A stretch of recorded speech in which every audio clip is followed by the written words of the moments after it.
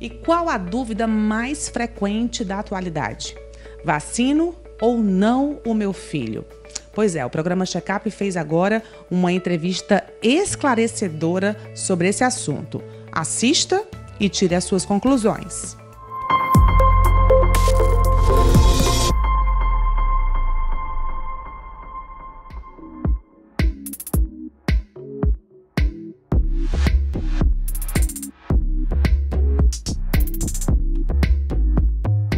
Pois é, vacinação das crianças, um tema bem polêmico. Tem mães que concordam, tem mães que dizem que não vão vacinar os filhos, pelo menos nesse primeiro momento, né, doutor Nairton? As mães com muitas dúvidas, por isso que a gente procurou um pediatra para esclarecer essas dúvidas hoje aqui no programa Checkup. Eu converso com o doutor Nairton Rocha, ele é pediatra e também coordenador do Departamento de Pediatria Ambulatorial da Sociedade Cearense de Pediatria. Tudo bem, doutor? Tudo bem, Natália. Como é que você está? Tudo bem. Eu, como mãe, vim com várias perguntas hoje, né? Eu tenho 3, inclusive nessa faixa, né, de 5 a 11 anos. E vamos lá, vou fazer o papel aqui das mães hoje. Doutor, as mães devem levar os filhos para vacinar nessa faixa etária? Natália, eu sou um defensor ardoroso da vacinação. Durante a minha formação e logo no início da minha atuação como médico, vou fazer 34 anos de formados, eu lidei com pacientes com difteria, coqueluche, sarampo, diarreia com desidratação. Para você ter uma ideia, na época em que eu comecei a clinicar em unidade de saúde, a gente tinha pacotinhos de soro de reidratação oral dentro das gavetas, de tão frequente que eram as diarreias. Né? Vacina contra poliomielite, que acabou praticamente com a paralisia infantil, vacina DPT, que é a difteria, tétano e coqueluche, vacina contra sarampo, catapora, rubéola, né? Então, se para essas doenças todas, essas vacinas foram importantes, praticamente erradicaram essas doenças e salvaram as vidas de milhares e milhares de crianças, por que para a Covid vai ser diferente, né? Então, vacina é importante que as mães se tranquilizem, não existe polêmica em relação à vacina no meio científico, a polêmica é no meio não acadêmico, né? No meio leigo, mas dentro da ciência é uma coisa bastante estabelecida, é um saber já constituído, então devem sim levar seus filhos para vacinar.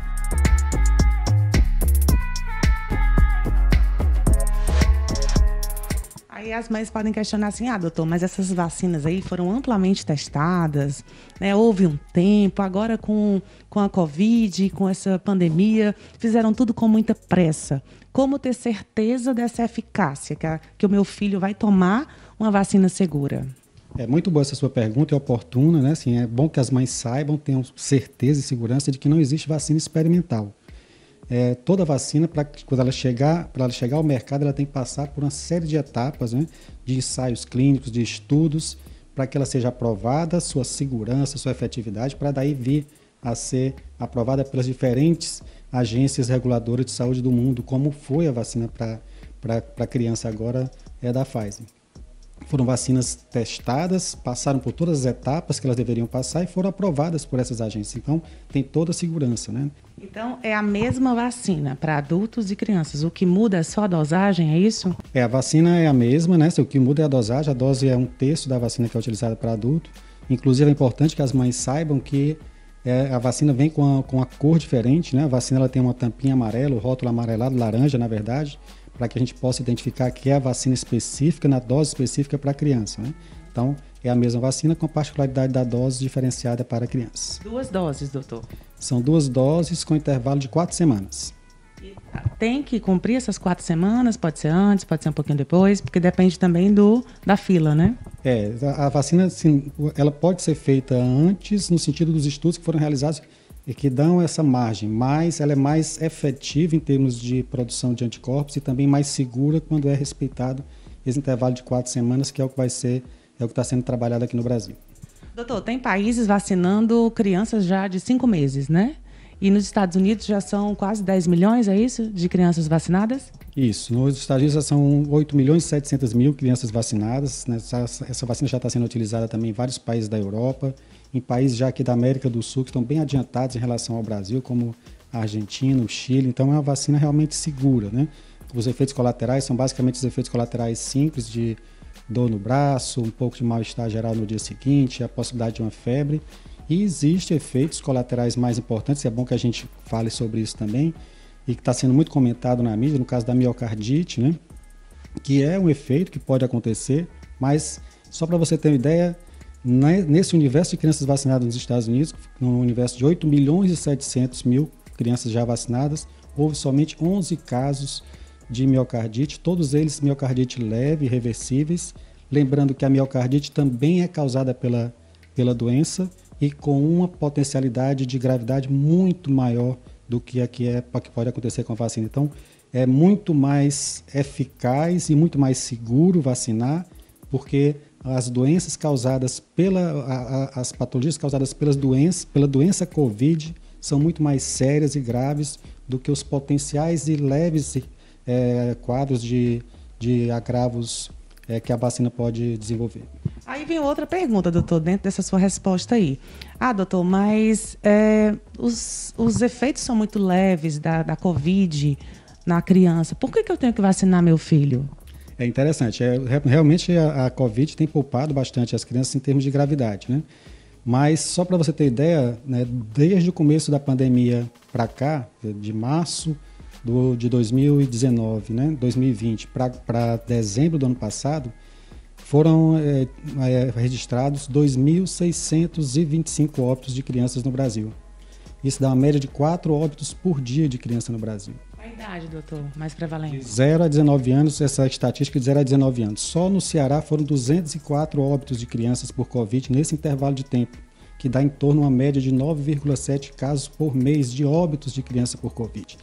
Só para você ter uma ideia, uma doença que todos nós tememos muito, que é a meningite, né? Assim, a meningite meningocócica, que é uma doença muito séria, para a qual a gente tem vacina, e todos nós procuramos a vacinação da meningite. Nos últimos 5 anos, de 2016 a 2021, foram registrados somente 54 óbitos no Brasil, no Ceará. 54 óbitos em 5 anos. Para a Covid, nós tivemos 204 óbitos em 1 ano e meio praticamente, né? Então não é tão inofensiva para a criança. Não, e se a gente pensar também agora em outra situação interessante, né? Que nós tivemos todos esses óbitos, 2.600 e poucos óbitos no Brasil, nesse espaço de tempo em que as crianças estavam resguardadas em casa. Então as crianças adoeceram bem menos do que os adultos, por quê? Porque se expuseram menos, não estavam indo para a escola, estavam em casa guardando quarentena. Agora essas crianças vão começar a se expor, elas estão voltando às aulas, elas estão voltando a frequentar parques, praias, festinhas de aniversário de colegas e tudo. Então a tendência, e agora com a Ômicron, que é uma cepa muito de mais potencial de contágio, né? É você ter uma chance de aumento de casos entre crianças muito elevada se elas não estiverem protegidas. E daí a chance de a gente começar a ver o aumento do número de casos de óbitos, como tem acontecido nos Estados Unidos, por exemplo, né?